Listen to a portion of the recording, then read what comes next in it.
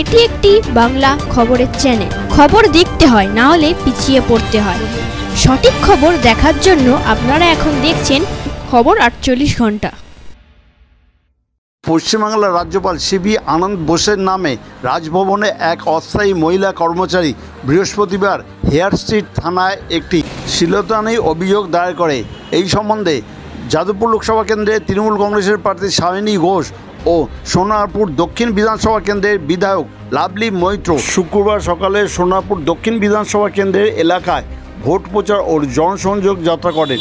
সেই সময় সাংবাদিকদের মুখোমুখি হয়ে সায়নী ঘোষ ও লাভলি মৈত্র কী বলেছেন তা শুনে একমাত্র খবর 48 ঘন্টার পর্দায়। নতুন নতুন খবর দেখার জন্য এই চ্যানেলটিকে সাবস্ক্রাইব করুন ও পাশে বেল আইকনটি আছে তা প্রেস করুন। যদিও এই খবরের সত্যতা যাচাই করেনি খবর 48 ঘন্টা চ্যানেলের পক্ষ থেকে। অত্যন্ত আনফর্চুনেট, দুঃখের এবং ভয়াবহ, এরকম আমরা আগে কোনোদিন শুনিনি।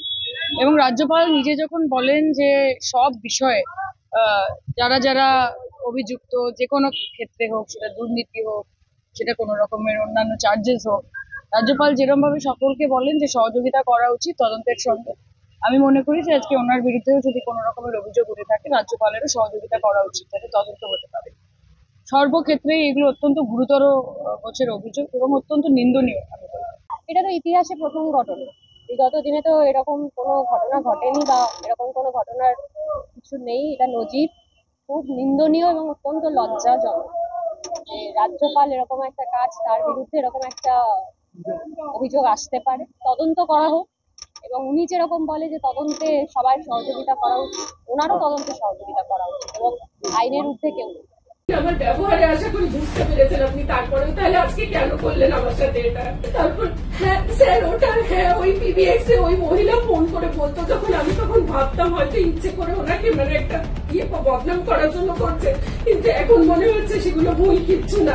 এবং স্যার ওই কাদম্বরী ফোন করতো বলে সেটা নিয়েও একদিন এসে আমাকে মানে ওই রাজপুত স্যার ওই জিনিস স্যার, আজকে আমি যদি না প্রতিবাদ করি দুদিন পর আবার একটা মেয়ের সাথে এই জিনিস করবেন, আর আমি কন্ট্রাকচুয়াল স্টাফ বলে আমি চাকরি হারানোর ভয় কতদিন বন্ধ করে থাকবো।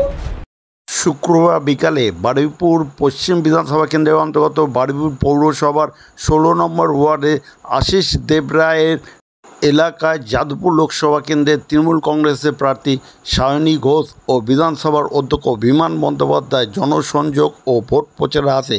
সেই সময় বিমান বন্দ্যোপাধ্যায়কে প্রশ্ন করা হয় রাজ্যপালের বিরুদ্ধে রাজভবনে এক অস্থায়ী মহিলা কর্মচারী শ্লীলতাহানির অভিযোগ দায়ের করে। এই সম্বন্ধে বিমান বন্দ্যোপাধ্যায় কী বলেছেন তা শুনুন একমাত্র খবর 48 ঘন্টার পর্দায়।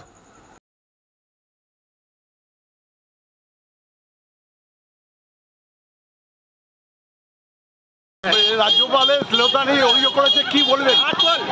রাজ্যপালের বিরুদ্ধে কোনো মামলা হতে পারে না। Article 351 of constitution red with article 61, রাজ্যপাল বা রাষ্ট্রপতির বিরুদ্ধে কোনো ক্রিমিনাল কেস হতে পারে না। এবং এই ব্যাপারটি নিয়ে আমাদের যারা আইন বিভাগে